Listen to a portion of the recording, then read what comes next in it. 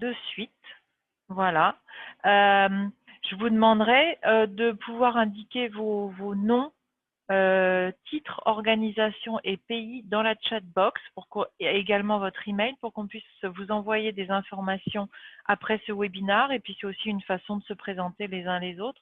On est assez nombreux aujourd'hui, donc on ne va pas faire de tour de table et de présentation. Donc comme ça, chacun voit qui est là aujourd'hui.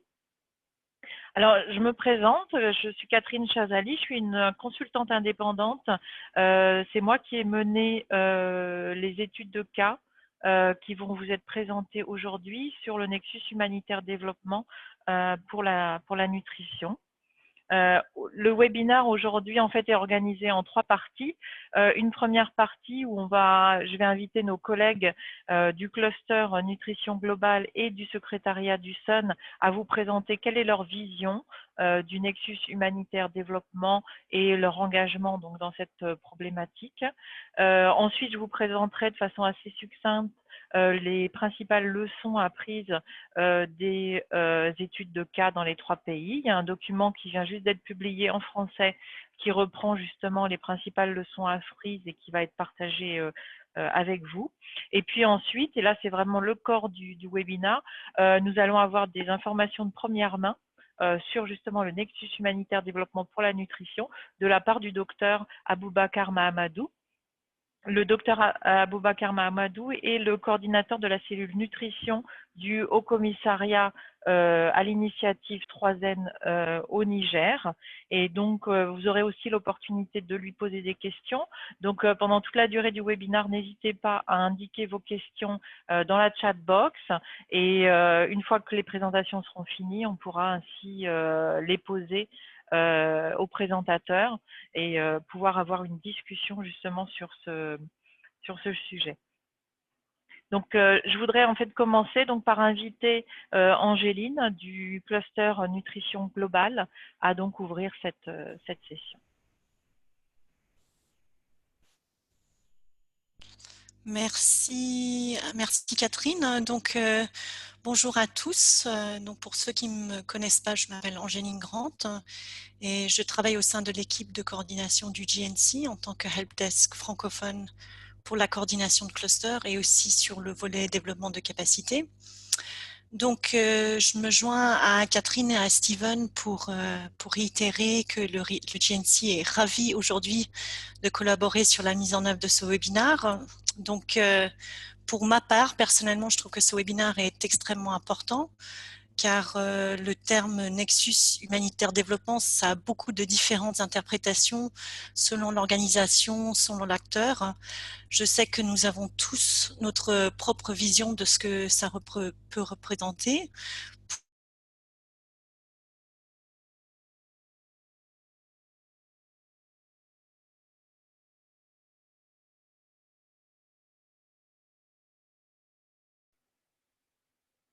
Ah, on ne Pratique. s'entend plus. Ah, voilà.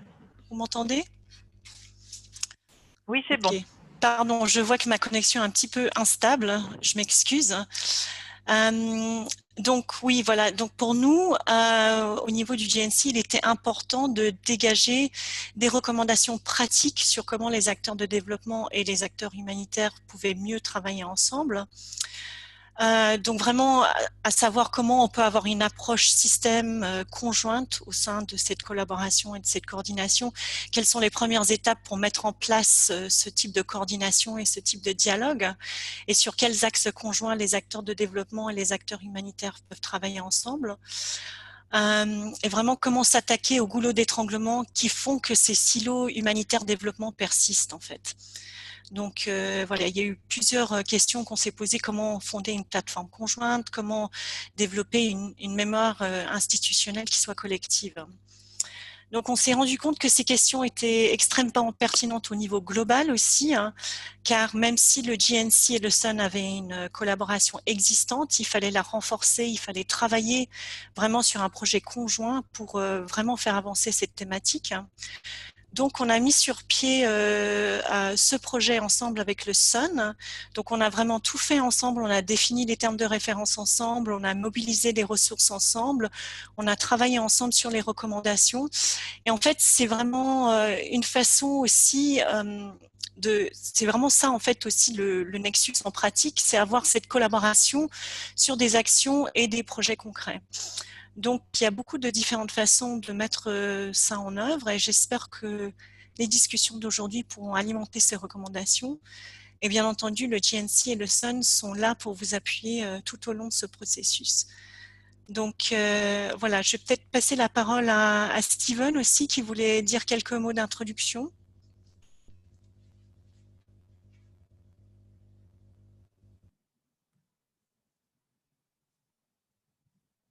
Oui, merci, bonjour, j'espère que vous me voyez tous et vous m'entendez tous. Déjà, bonjour ou bonsoir, bienvenue à tous. Je suis content de voir autant de représentants de tant de pays et de tant de groupes divers, c'est excellent. Moi, je m'appelle Steven Williams et je travaille pour le secrétariat du mouvement SUN à Genève. Et je voulais juste en fait, dire quelques mots pour encadrer cette étude et le nexus en général au sein du mouvement SUN. Alors, que signifie le nexus pour le SUN?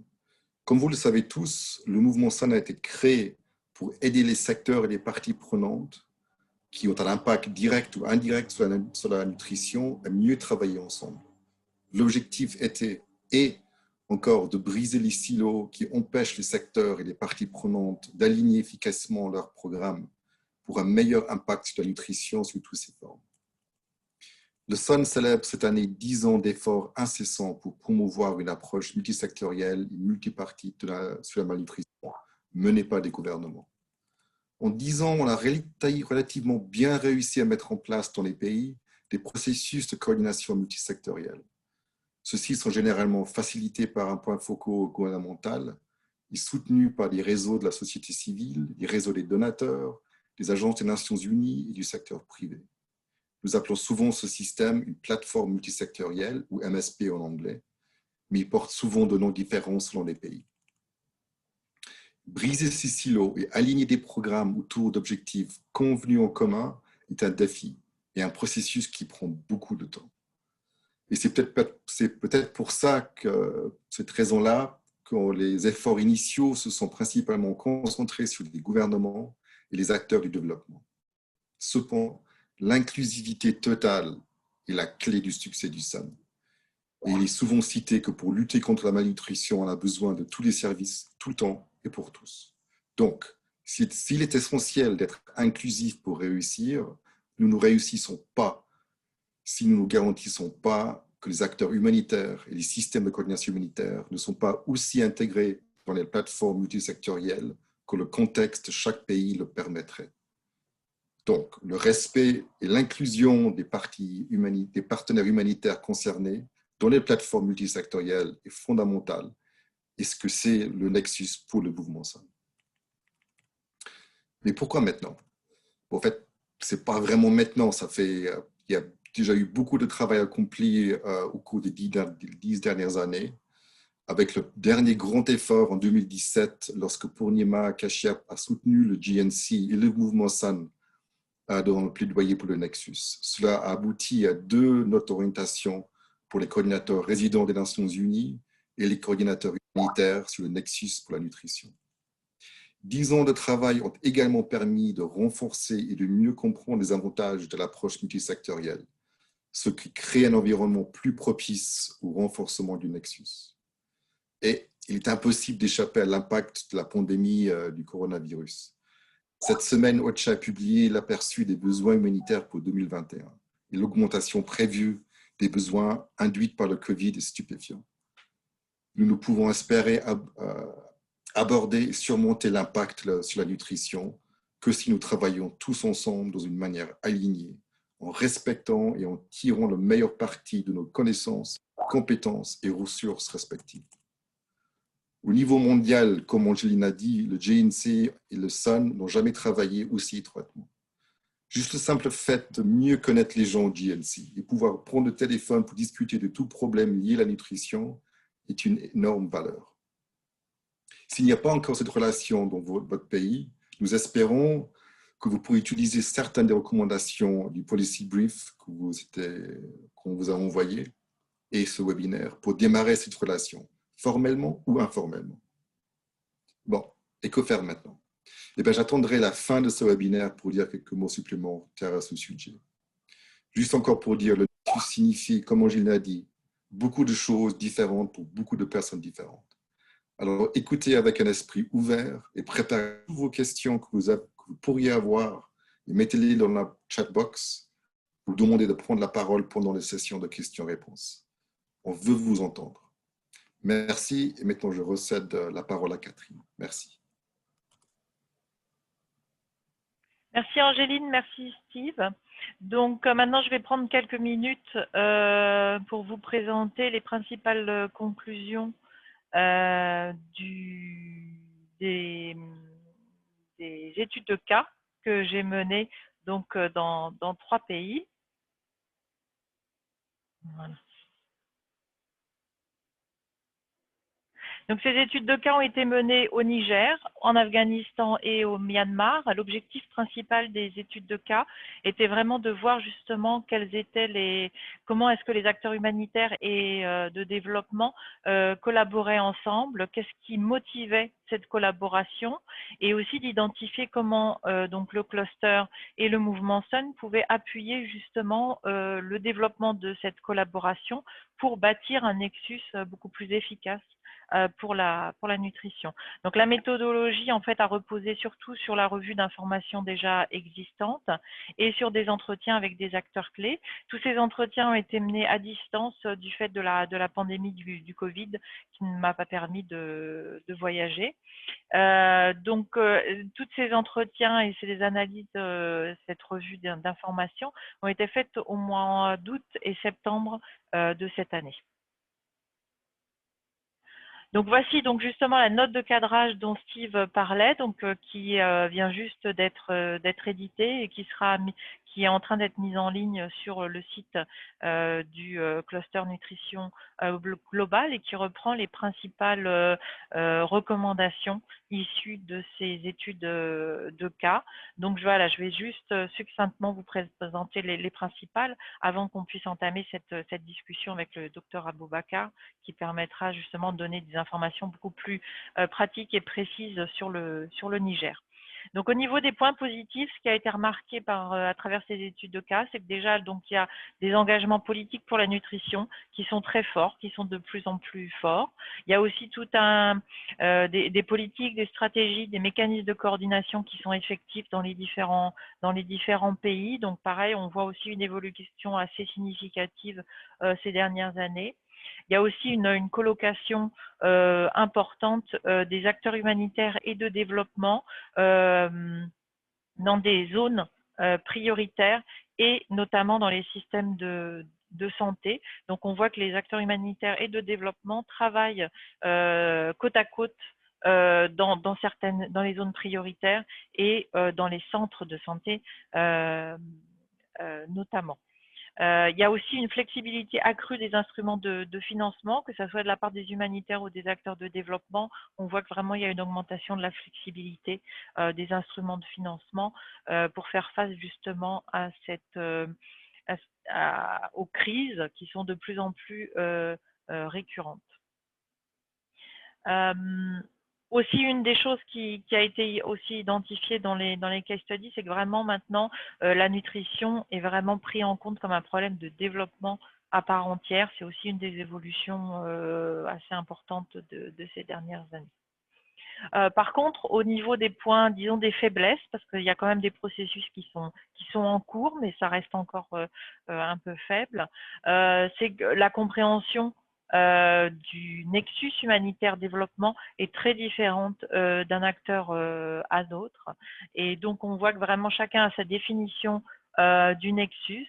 Et donc, il y a vraiment besoin d'essayer d'avoir une vision commune du nexus, de savoir qu'est-ce que le nexus peut apporter en termes de valeur ajoutée à la nutrition et quels pourraient être les domaines, les zones de convergence entre humanitaire et développement dans le secteur de la nutrition.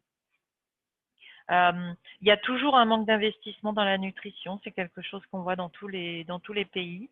Et aussi sur la préparation au désastre qui reste vraiment l'apanage d'organisations spécialisées et qui n'a pas encore été pris en compte par tous les acteurs du développement et dans tous les secteurs. Ça reste quand même ça reste un domaine encore très spécialisé. Il y a donc des plans multisectoriels qui ont été développés dans tous les pays. Néanmoins, ils ne sont pas encore mis en œuvre à l'échelle. Donc, c'est lié aussi donc, justement à ce problème d'investissement. Donc, du coup, la mise en œuvre de ces plans multisectoriels représente vraiment une opportunité importante pour le Nexus, pour apporter un cadre opérationnel à cette collaboration entre humanitaire et développement, mais néanmoins, voilà, ils ne sont pas encore mis en œuvre de façon systématique et à l'échelle. Et également, c'est quelque chose qui a apparu aussi de façon assez importante dans les études de cas, c'est que certaines organisations manquent de ressources pour pouvoir vraiment participer à tous ces processus qui viennent en supplément de leur travail de mise en œuvre de projets. Donc, ils ont des difficultés à pouvoir mobiliser suffisamment de ressources humaines, suffisamment de ressources financières, temporelles, pour pouvoir vraiment participer à ces processus qui viennent en complément de leur travail, disons, habituel et routinier. Donc, il y a 5 recommandations principales qui ont été issues de ces études de cas. Donc, la première, c'est justement de développer une compréhension commune du Nexus chez tous les acteurs. Donc, il y a déjà un certain nombre de formations, d'outils qui existent, mais ils doivent être diffusés de façon plus systématique.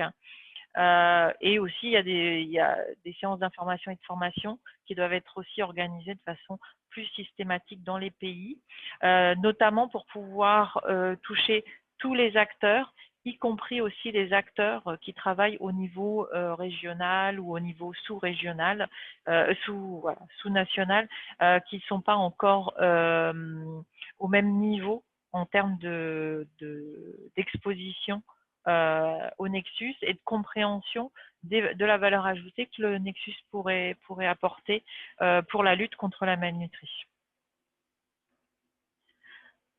Alors, la deuxième recommandation, c'est aussi donc, pour améliorer donc, la collaboration entre les acteurs humanitaires et de développement, c'est de pouvoir vraiment développer des objectifs et des priorités précises communes. Ça, c'est quelque chose qui est vraiment ressorti aussi des entretiens avec les différents acteurs. C'est le besoin vraiment de développer des plans d'action très concrets.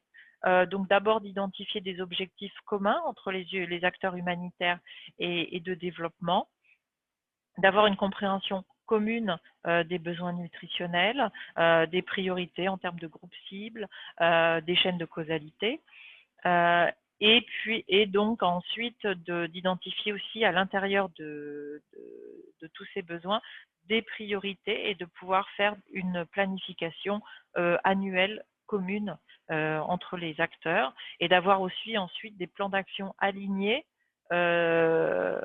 entre tous les acteurs.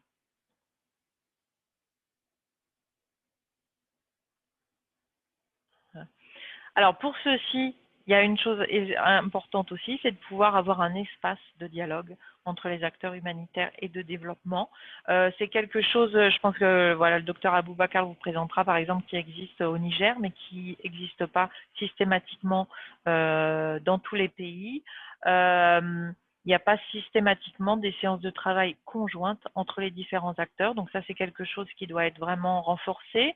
Ça ne veut pas dire multiplier le nombre de mécanismes de coordination ou de réunions, elles sont déjà assez nombreuses, mais plutôt d'utiliser les mécanismes et les réunions qui existent et de s'assurer que les acteurs humanitaires et développement soient invités à participer donc à des réunions ponctuelles dans lesquelles ils pourront avoir l'occasion de partager et de mieux se connaître et de partager aussi et d'établir après aussi ces objectifs conjoints.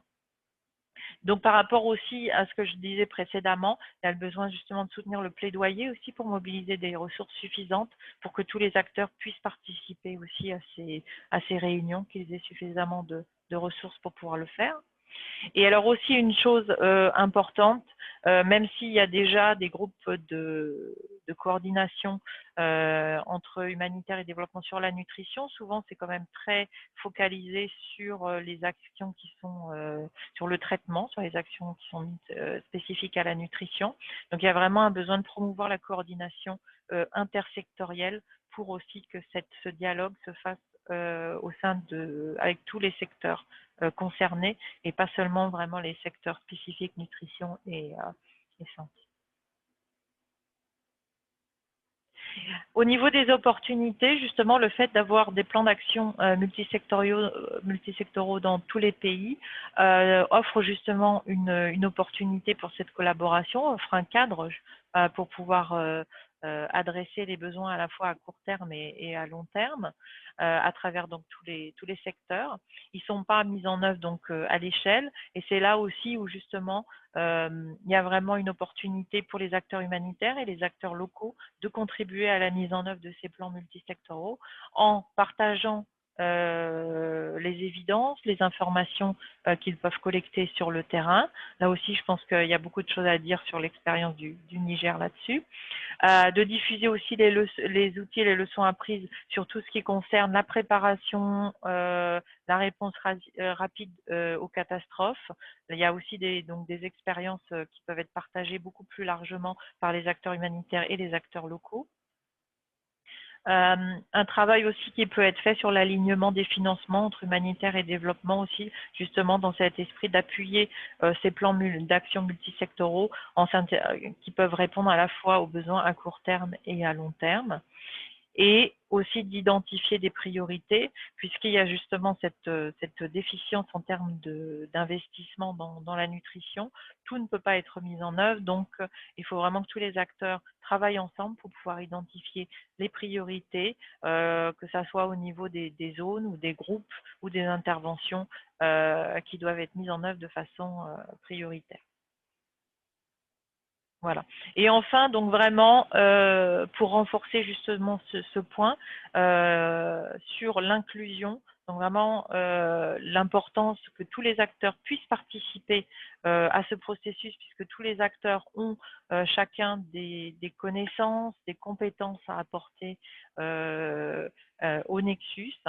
Et une des choses qui est apparue dans les études de cas, c'est que pour que les acteurs se sentent vraiment motivés et légitime pour participer à ces processus, ils demandent une redevabilité plus importante. Donc, vraiment à la fois qu'il y ait une meilleure compréhension des principes humanitaires, aussi qu'il y ait une meilleure compréhension et respect aussi des façons de travailler des acteurs du développement et des acteurs gouvernementaux, donc une meilleure compréhension en général des différents partis.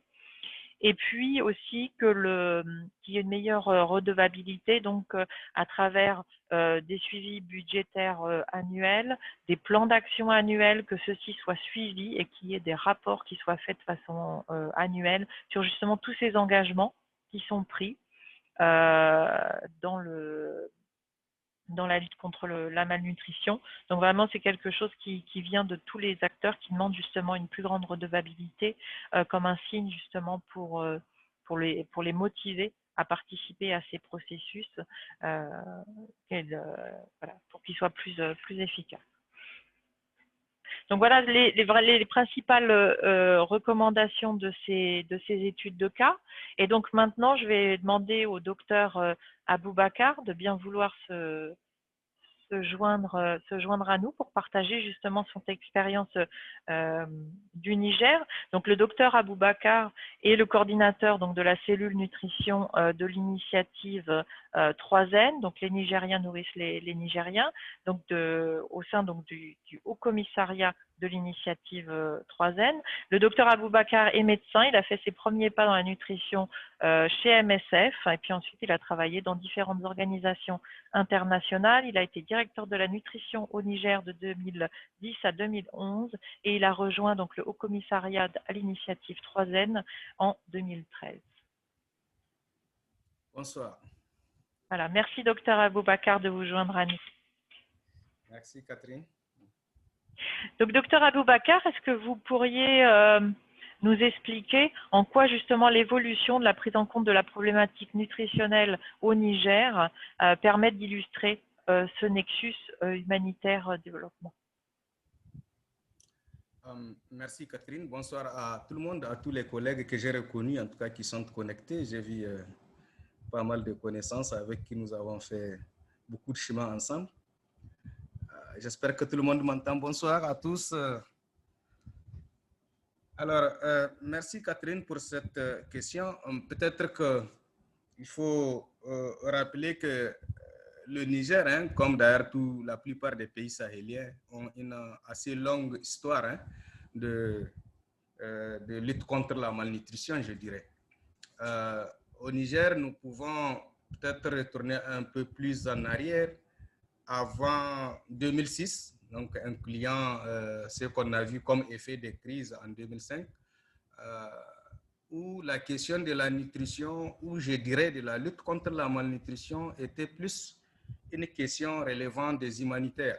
Ce n'est vraiment pas une préoccupation pour notre État. Ce n'était pas du tout la préoccupation, de sorte que nous avons vu pulluler, si je peux m'exprimer ainsi, des centres de récupération nutritionnelle qui étaient placés hors des structures de l'État. Ceci a attiré ou a causé pas mal de soucis dans la gestion de l'information, mais également dans l'orientation des intervenants au niveau du pays. Et c'était beaucoup plus cette préoccupation qui nous a poussé à parler, dans ce cas, d'intégration des centres de prise en charge dans les structures de l'État. Donc, c'était un peu dans cette dynamique que nous avons commencé beaucoup plus à parler d'intégration des activités de prise en charge dans les structures étatiques qu'avoir un système parallèle qui perturbe même notre système d'information pour la santé. Après, ce processus a pris quand même du temps à s'installer jusqu'en 2008 où nous avons formellement un écrit du ministère de la Santé qui avait poussé les humanitaires à intégrer toutes leurs activités au sein des structures de l'État et bien sûr à avoir un système, pas parallèle, un système d'information qui intègre celui, c'est-à-dire le système national d'information pour la santé. C'était un peu cette préoccupation. Mais malgré tous les efforts, comme je disais, nous avons cette longue histoire, tous les efforts qui ont été mis en œuvre, nous avons une année sur deux des crises qui remettaient en cause les acquis en termes de résultats traduits par les prévalences qui relevaient nos différentes enquêtes nationales de nutrition. Donc, on avait commencé à se poser franchement la question de comment, après tous les efforts, nous avons toujours des prévalences qui sont toujours nous étions toujours entre urgence et stabilité. Et ça nous a posé ça nous a poussé à réfléchir beaucoup. Et dans le même temps, nous avons eu écho de l'initiative, ou je dirais du mouvement SON, du mouvement global SON, auquel nous n'avons pas hésité à adhérer depuis 2011. Et puis, il y avait Rich qui nous aidait à mettre en œuvre toutes ces orientations, de mettre à l'échelle les interventions à impact prouvé. Et le Rich qui nous aidait un peu à stimuler les politiques. Parce que quand nous avons vu, surtout en 2013, sur la base des évidences que la question de la nutrition, bien qu'on le savait déjà, dépassait le cadre de la santé, mais c'était vraiment à l'occasion de notre adhésion au SON et au REACH que nous avons vraiment voulu, en nous inspirant des écrits de Lancet, prendre en compte l'apport des autres secteurs.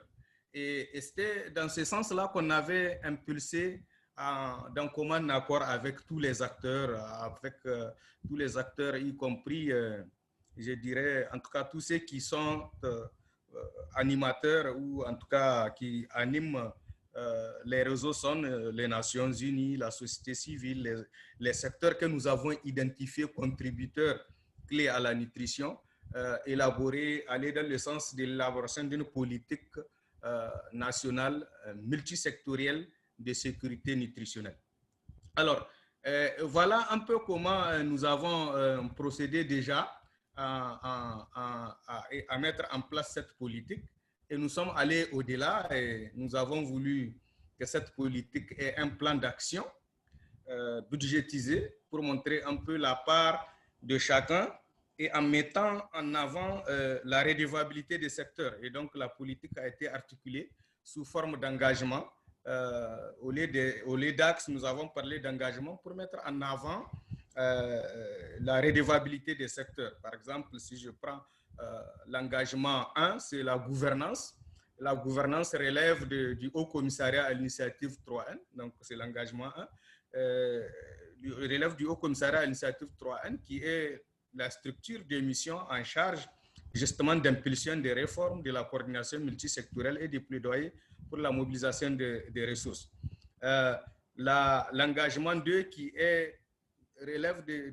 qui parle plutôt des interventions spécifiques à la nutrition relevées du ministère de la Santé, et l'engagement 3 qui parle de l'agriculture et du système alimentaire sensible à la nutrition relève en termes de leadership du ministère de l'Agriculture et de l'Élevage.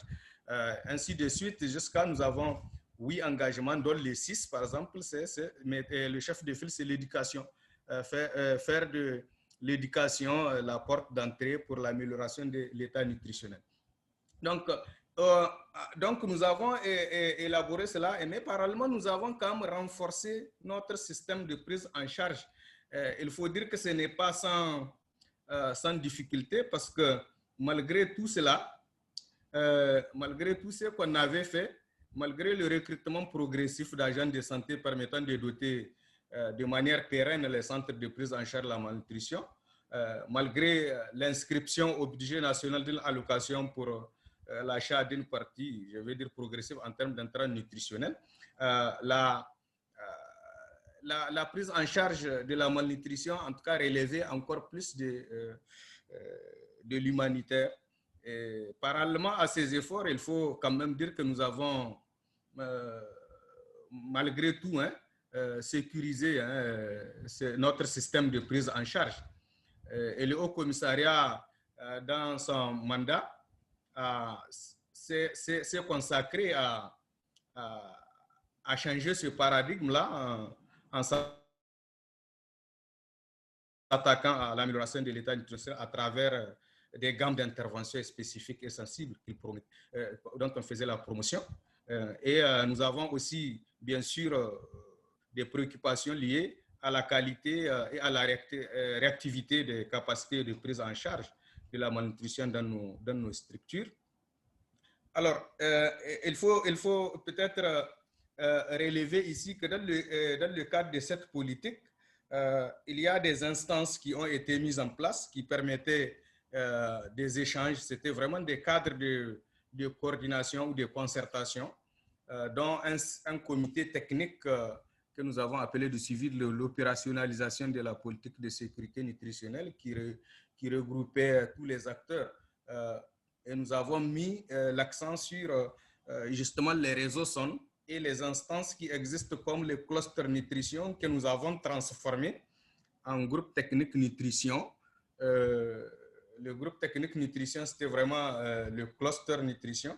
Mais comme c'était un cadre qui qui nous servait beaucoup, nous l'avons transformé en un groupe technique nutrition ou un groupe de travail nutrition selon certaines appellations. Mais tout cela pour permettre la continuité de la concertation entre acteurs humanitaires et ceux qui sont aussi dans d'autres domaines. Mais nous avons mis en place aussi une autre structure que nous avons appelée groupe technique pour les interventions sensibles à la nutrition. Et le leadership a été porté par le ministère de l'Agriculture et de l'Élevage.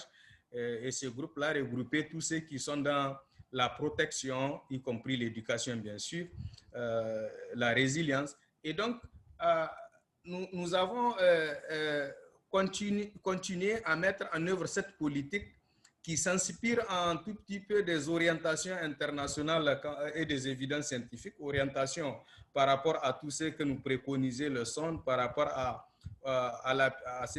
au conseil contenait de REACH et des outils que REACH a mis à notre disposition, et également en tenant compte de notre histoire, des leçons que nous avons apprises au cours des 20 dernières années de prise en charge de la malnutrition. Voilà, à l'espace d'une vingtaine d'années, si je peux l'appeler ainsi, comment la nutrition est passée d'un programme considéré comme ponctuel et localisé à une question qui a bouleversé complètement notre manière de concevoir les programmes de nutrition, là incluant allant au-delà de la santé, qui modifie pratiquement notre manière de programmer, notre manière de planifier, parce que cela implique que nous devrions planifier avec les autres pour plus de convergence et avec le souci d'avoir un impact beaucoup plus potentialisé par ces interventions. Donc voilà, nous pouvons déjà considérer cette évolution comme un exemple de ce que peut être une approche Nexus, urgence-développement. Dans un contexte, bien sûr, adverse, nous n'avons pas d'autre choix que de le faire comme ça. Et ça, à notre sens, ça vise à permettre une réflexion, bien sûr, sur l'intégration des besoins immédiats et des enjeux à moyen et long terme. Ça permet de définir des approches qui impliquent tous les acteurs à tous les niveaux, chacun selon son mandat, pour des solutions à la fois efficaces, durables, aux problématiques qui pèsent sur ces efforts de développement et qui entravent, bien sûr, les effets attendus des interventions en cours. Je pense que j'ai pris beaucoup de temps sur cette question, Catherine, mais c'est vraiment pour nous un des meilleurs exemples pour nous de ce que pourrait être une approche Nexus Urgence-Développement. À vous. Merci, docteur. Peut-être, est-ce que vous pouvez donner quelques exemples très concrets, pratiques, justement, de l'opérationnalisation du Nexus? Peut-être des exemples de réussite, voilà, des choses très, très concrètes. Okay, qu'est-ce que ça a permis d'apporter, en fait? Oui. Alors, si je peux parler, par exemple, d'une opérationnalisation assez concrète du Nexus au Niger, je peux dire qu'au Niger, nous avons mis cette dynamique de concertation, de dialogue au niveau central en faisant discuter les acteurs humanitaires et le développement étatique et non étatique pour la convergence et la synergie dans les analyses, la planification, la mise en œuvre et même les plaidoyers.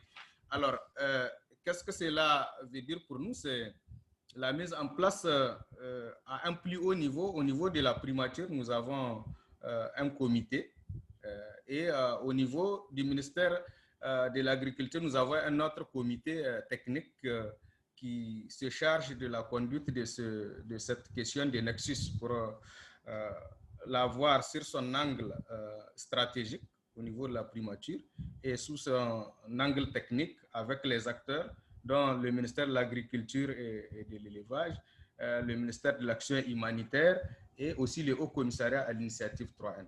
Donc nous avons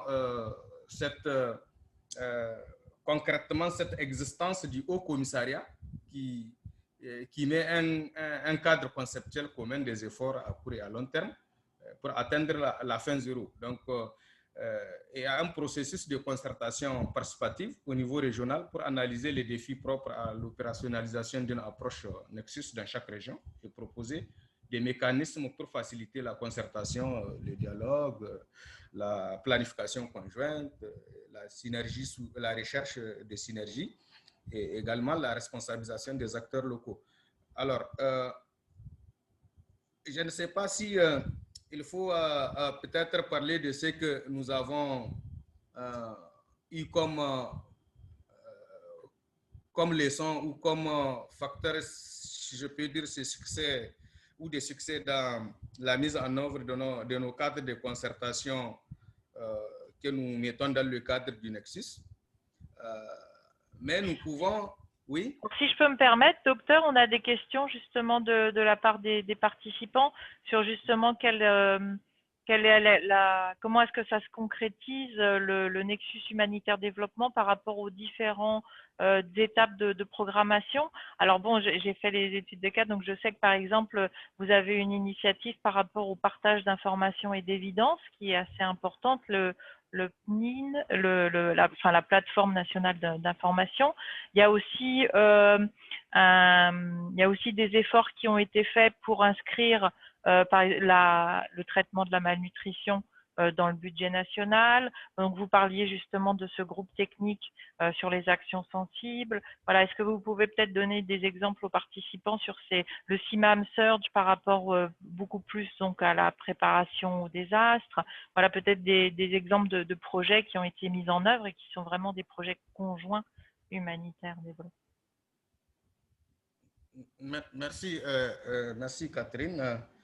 Alors, l'opérationnalisation, puisque là, vous avez parlé tout à l'heure, vous m'avez soulevé tout à l'heure la PNIN, la plateforme nationale d'information pour la nutrition. C'était une initiative à laquelle certains pays sont membres d'ailleurs, hein, comme le Burkina, comme les autres. Mais c'était pour répondre justement à un souci de planification conjointe entre les acteurs de développement et les humanitaires. Donc, c'était vraiment pour leur permettre de planifier sur la base des données de qualité et sur la base également des données valides venant d'une seule source qui est étatique au niveau de l'Institut national de la statistique. Donc, ça c'était vraiment pour répondre à ces soucis, mais également pour permettre aux décideurs d'avoir des analyses un peu plus approfondies à tous les niveaux.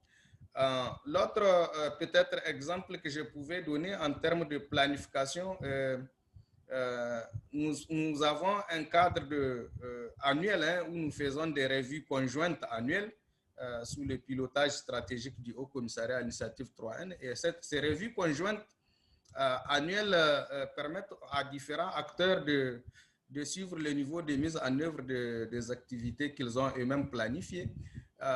Nous avons également des revues des dépenses publiques, bien sûr, qui se servent des exercices d'analyse budgétaire pour que tout le monde voit le niveau de mobilisation des ressources en faveur de la nutrition.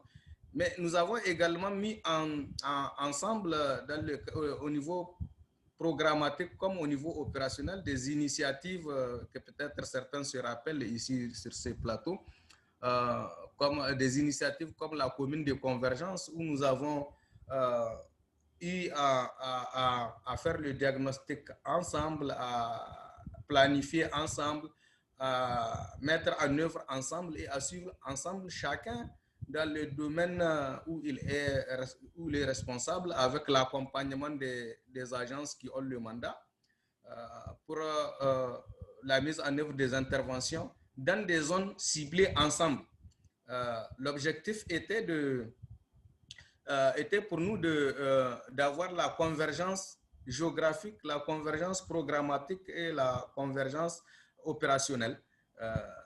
Et ça permettait pour nous de faire ce nexus-là, de travailler ensemble entre les acteurs humanitaires et ceux du développement dans tous les domaines, dans les mêmes lieux, en même temps, en mettant ensemble leurs ressources, y compris ceux des collectivités, pour pouvoir potentialiser l'impact des interventions.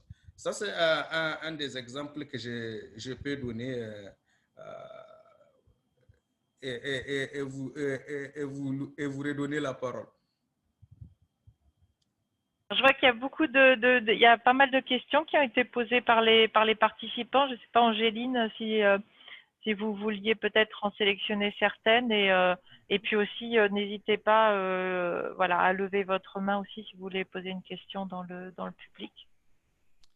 On a la question de Paul Kayeyo du Burkina, à savoir quelle était la contribution de l'adoption de la politique de sécurité nutritionnelle et de son plan opérationnel sur ces discussions de Nexus.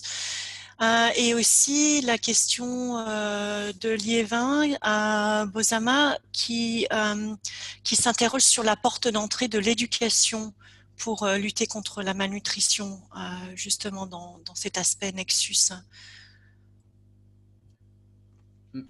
Merci Angélique. Je commence par la porte d'entrée de l'éducation, comme je sors juste d'un atelier justement de programmation allant dans ce sens. En fait, il y a l'éducation comme porte d'entrée pour la promotion de la nutrition. Nous voyons ça sur 3 aspects.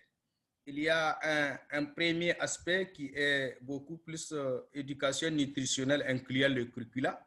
Donc, celui de prendre en compte la question de la nutrition dans son ensemble, dans le curricula et également dans l'éducation nutritionnelle à l'école. Il y a un aspect alimentation scolaire pour promouvoir la nutrition à l'école, surtout des adolescentes. Et il y a un aspect qui fait plus lien avec le maintien le plus longtemps possible des adolescentes à l'école afin de rompre le cycle intergénérationnel de la malnutrition.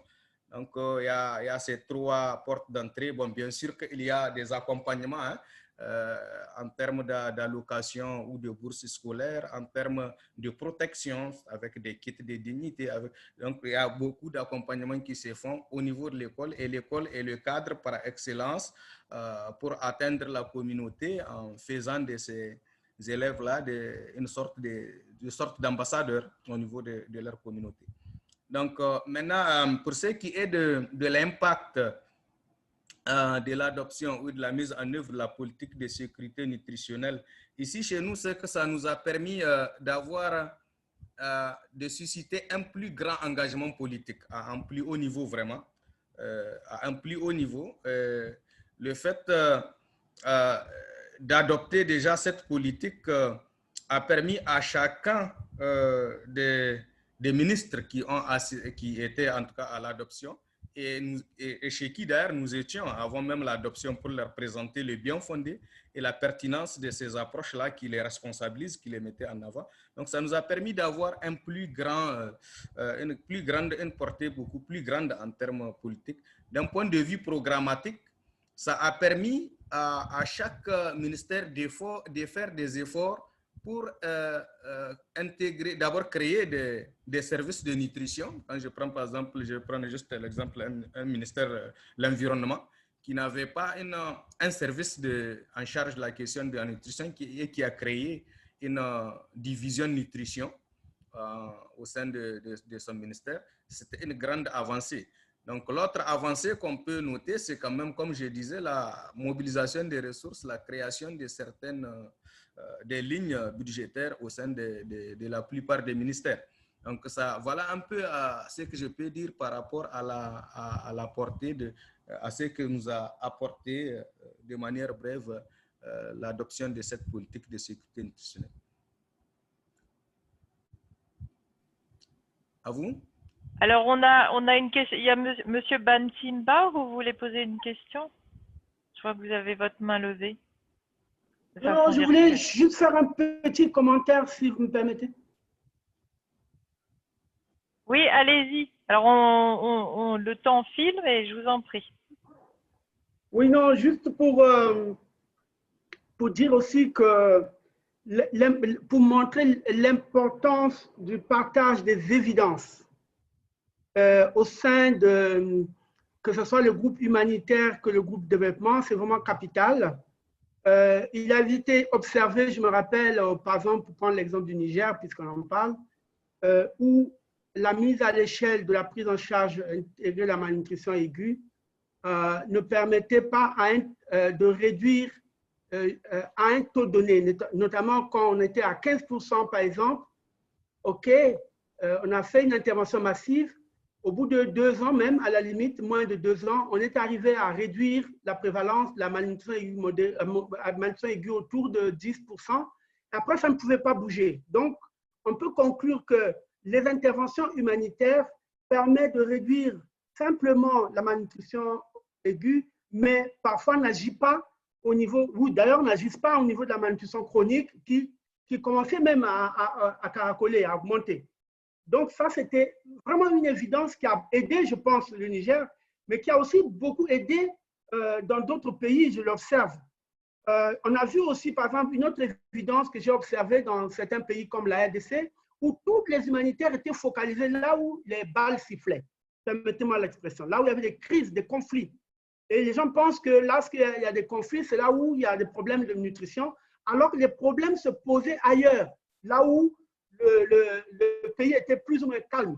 Donc, la mise en œuvre des SMART de manière régulière permettait de montrer que les crises nutritionnelles n'apparaissaient peut-être pas là où les gens l'attendaient, mais c'était plutôt ailleurs. Et ça a permis effectivement de mobiliser plus d'intervenants, notamment, par exemple, on a mis en place les groupes interbailleurs de santé qui avaient une grande couverture d'intervention, et c'est comme ça qu'est né le groupe interbailleur de nutrition. Parce que ce que je voulais dire, c'est que c'est vraiment important de bien documenter la problématique, parce que la compréhension même des problèmes de nutrition, ce n'est pas toujours compris de la même façon entre les humanitaires et ceux qui travaillent dans le domaine du développement. Et ce n'est que la présentation des évidences qui peuvent leur permettre de s'engager vraiment à fond. Et je pense, comme l'a dit pour terminer aussi Aboubakar, la problématique, enfin le fait de l'initiative SUN, c'est quand même quelque chose qui a placé la nutrition à un niveau intéressant.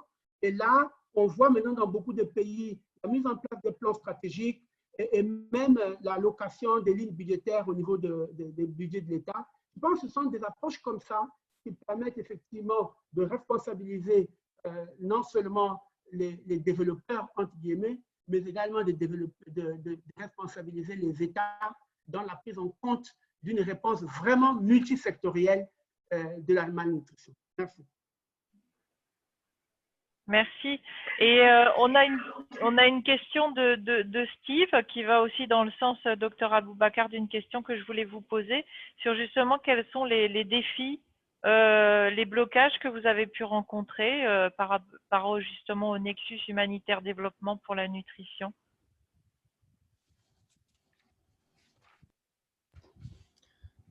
Alors,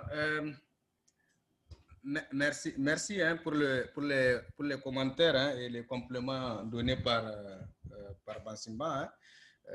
C'est comme il dit, hein, la persistance de la situation et parfois l'augmentation ou en tout cas le fait qu'à une crise, on a des taux qui montent, on met des interventions, on fait chuter, après on s'arrête, nous a beaucoup aidé à penser à la multisectoralité et donc à chercher des mécanismes qui nous permettaient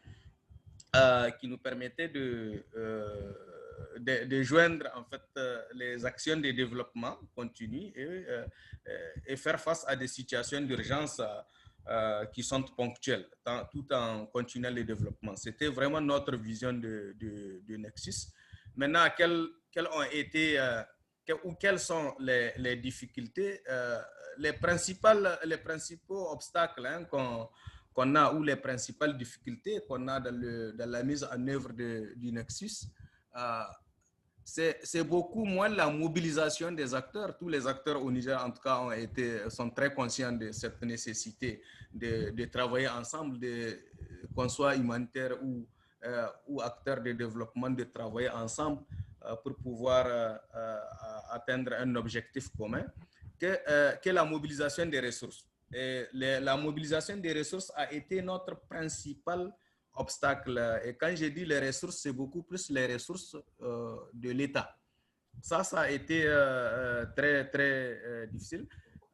Et ça continue encore à être difficile à mobiliser compte tenu justement de pas mal de priorités, parce qu'il ne faut pas perdre de vue que nous sommes un pays qui a beaucoup de défis autour. Hein.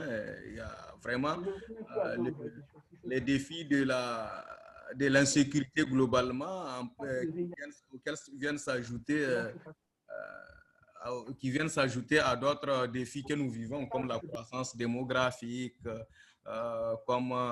également comme tous les effets que tous les pays vivent en termes d'effets de changement climatique. Donc, ça a été le principal défi, celui de la mise en œuvre, de l'opérationnalisation des actions. L'autre défi qu'on peut dire, c'est que quand même, il ne faut pas négliger les difficultés dans la coordination multisectorielle.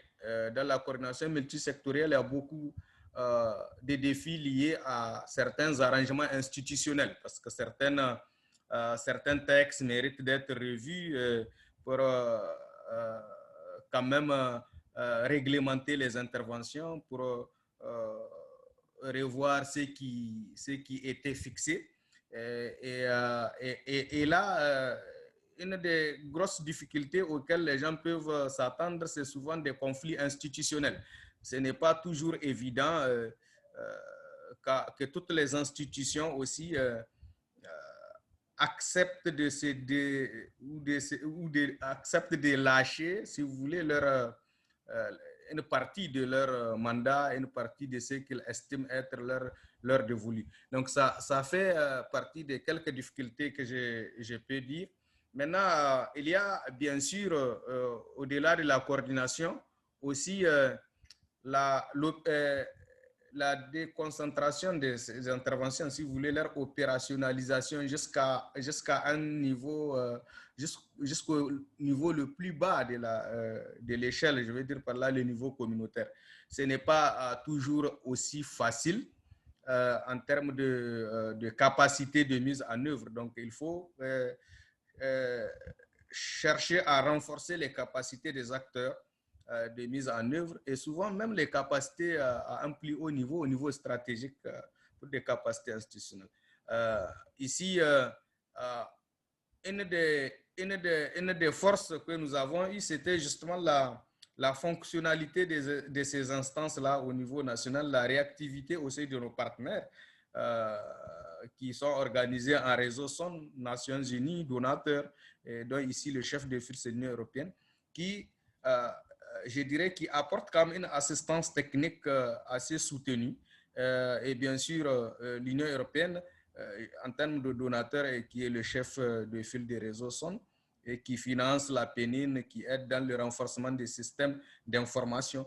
Et donc, tout ça sont des atouts que nous avons pour relever quelques défis. Donc, il y a vraiment des défis institutionnels, des arrangements institutionnels à faire, des défis liés à la coordination multisectorielle, avec tout ce qu'il y a comme conflits institutionnels à éviter. Et il y a aussi des défis de capacité au niveau stratégique comme au niveau opérationnel à ne pas oublier. Et le grand défi de la mobilisation des ressources nécessaires à la mise en œuvre des interventions à impact prouvé qui seraient planifiées. Voilà ce que je peux noter, Catherine. J'espère avoir répondu en partie au moins à la préoccupation. Oui, merci beaucoup, docteur. Et du coup, ma prochaine question, c'est quels sont vos plans justement à court terme? Est-ce qu'il y a des... donc, bon, vous avez un certain nombre de défis, mais vous avez aussi eu beaucoup de succès déjà au Niger. Quels sont vos plans dans les prochains mois par rapport justement au Nexus humanitaire développement pour la nutrition? Est-ce que vous avez des activités particulières qui sont planifiées? Oui, nous avons effectivement des projections parce qu'à court terme, immédiatement, comme nous sommes pratiquement en fin d'année, même si c'est une année virusée, hein, nous avons quand même à court terme comme priorité le bilan de la mise en œuvre de nos interventions, mises en œuvre dans le cadre de la politique de sécurité nutritionnelle il faut que nous fassions ce bilan-là, tirer les leçons, élaborer un nouveau en tenant compte de cette nécessité vraiment de davantage travailler ensemble. Donc, c'est vraiment notre priorité, donc finaliser ce bilan-là, élaborer un nouveau plan, bien sûr. On va diffuser des produits, des données et analyses produites par la plateforme nationale d'information pour la nutrition pour aider justement en ces moments cruciaux où tous les secteurs sont en train de faire leur plan de travail annuel. Donc, c'est vraiment notre priorité, faire en sorte immédiatement que les secteurs contributeurs de la nutrition puissent planifier en tenant compte de la nutrition sur la base des productions faites dans le cadre de la plateforme nationale d'information pour la nutrition. Et à peut-être moyen terme, ce que nous souhaitons, c'est vraiment rapprocher tous les groupes techniques, les clusters et tous les comités, que ce soit tripartite, technique, sur le Nexus. Et maintenant, bien sûr, en plus tard, une fois que ces groupes que nous avons qui travaillent tous ensemble pour les mêmes objectifs se concertent, nous voulons dynamiser ou impulser la réactivité au niveau politique, puisque nous avons la chance que ce nexus-là, nous l'avons fait porter au Niger par le Premier ministre lui-même, avec bien sûr la vice-présidence assurée par le ministère de l'Action humanitaire et le Haut Commissariat à l'initiative 3N, parce que nous voulons que ça soit vraiment quelque chose d'institutionnalisé, c'est-à-dire quelque chose de fait, que le nexus soit la seule voie qui nous permette de relever le défi de l'insécurité nutritionnelle ici dans notre contexte. Voilà en somme où nous en sommes. Et bien sûr, peut-être que je ne vais pas me taire sans parler du rapprochement que nous avons fait à certaines situations aussi exceptionnelles comme la réaction à la COVID-19. Comment faire en sorte que la maladie à COVID-19 là, qui affecterait certainement et le consommateur et le producteur, comment protéger et le consommateur et le producteur de manière à avoir à maintenir, à soutenir ces actions que nous sommes en train de faire et qui visent à promouvoir la nutrition au sein de nos communautés. Voilà un peu immédiatement et à moyen terme, c'est sur quoi nous sommes.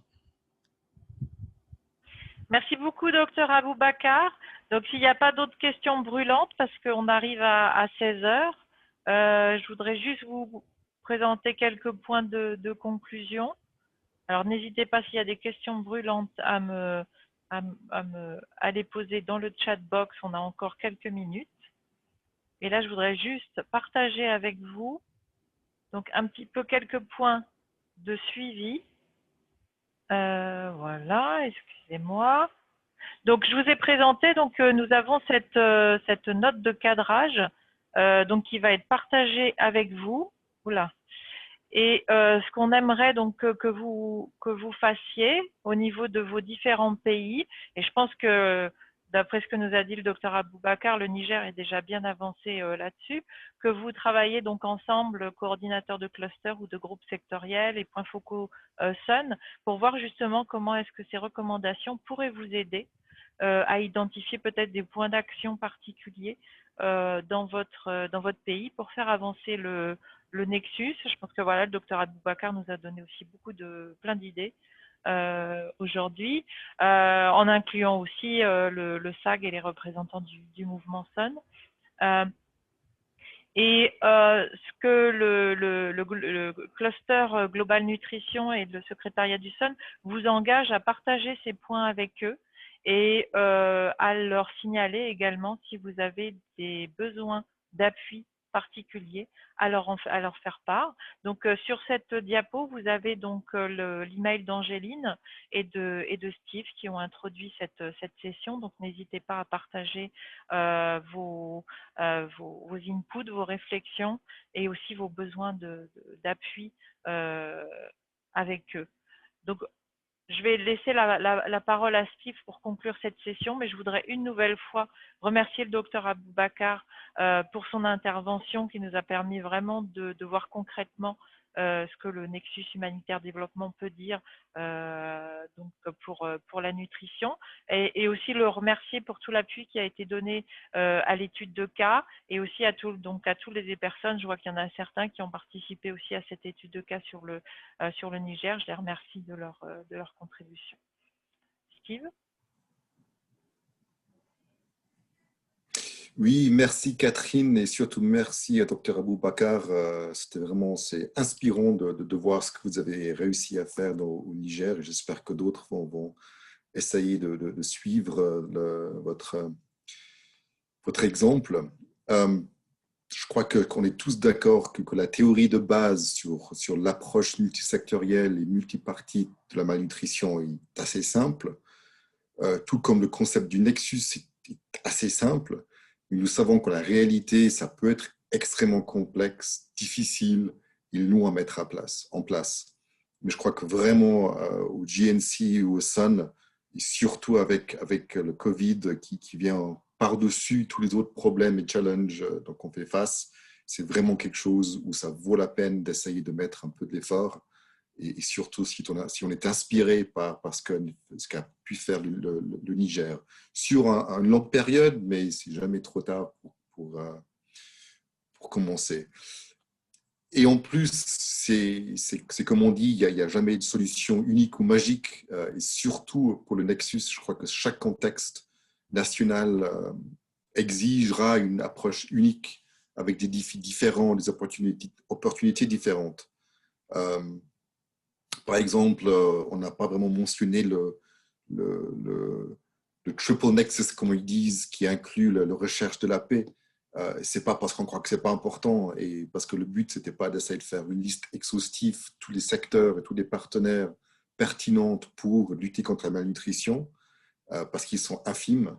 Mais j'ai de dire que leur importance sera relative dans chaque pays ou même chaque région, communauté ou même chaque ménage. Il faut vraiment essayer de se caler là-dessus. Et voilà, comme Catherine a dit, nous, au SUN et au GNC, on est ensemble là-dedans. Et si vous croyez qu'on peut vous aider, on a accès au réseau, où tout le réseau, le mouvement SUN et tous les partenaires du GNC. Et donc, je crois qu'ensemble, on pourra faire le mieux, de prendre le mieux pour le Nexus. Merci pour votre participation, c'était excellent. Merci beaucoup. Voilà, et avant de partir, n'oubliez pas de mettre votre nom et vos coordonnées dans le chat box pour qu'on puisse vous envoyer plus d'informations. Merci docteur, c'était vraiment un plaisir.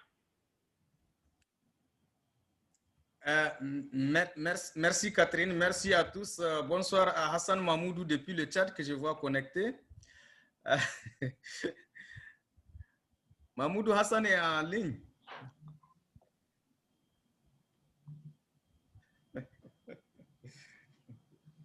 Aboubacar, il n'y a pas que Mahmoud, hein. Bonjour. Médiatrice, j'ai évité de dire ton nom pour que quelqu'un d'autre ne me dise pas.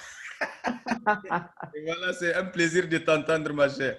Bonjour et salutations à tout le monde. Merci. J'ai commencé à dire qu'il y a plein de collègues avec qui nous avons fait un long chemin ensemble et qui sont toujours, en tout cas, avec qui nous continuons à affiner des choses, les réflexions, et qui continuent, malgré qu'ils ne soient pas au Niger, de nous assister. Quand même. Merci à tous. Merci à vous.